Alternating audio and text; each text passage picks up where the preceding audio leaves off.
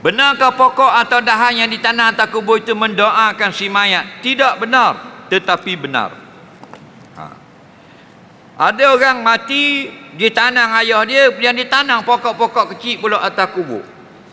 Orang tanya, berapa tanam pokok ni? Dia kata, pokok ni mendoakan bagi mayat. Okey? Benar atau tidak? Tidak benar. Dah boleh tak buat? Boleh. Boleh tanam pokok? Boleh. Dah yang tidak benar apa? Dia mendoakan bagi mayat.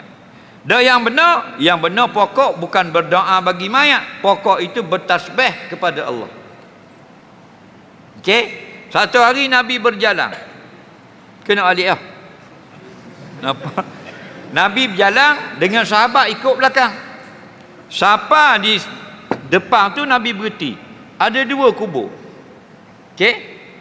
Nabi kata innahuma yu'azzabani. Dua kubur ini sedang kena azab. Orang tu lah. Okey? Wa ma yu'azzabani min kabir. Bukanlah sebab dosa besar dia kena azab. Bukan rasuah, bukan rogol bersiri, bukan bunuh orang. Amma ahduhuma la yatanzih anil baul. Salah satunya tidak basuh najis ketika berak kencing. Wa amal akhar, yang satu lagi pula mayat, yamshi fil ardi namimah, duk laga-laga orang. Faham tak? Suka laga orang. Tahu laga orang? Lalu Nabi minta pelepah kurma yang masih hidup. Hak kering Nabi tak mau. Hak masih hidup. Nampak? Dan Nabi patahkan dua. Patah dua. Okey? Nabi cocok satu kubur dan satu lagi kubur. Faham tak lagi? Orang kata kenapa buat begini Rasulullah? Selama mana tasbih selama mana yang pokok ini masih hidup, nampak lagi?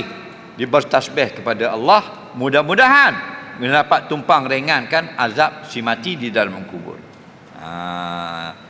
Benda tu tak salah, tapi salah faham. Dia bukan berdoa untuk si mati. Faham? Yang berdoa untuk si mati anak dia.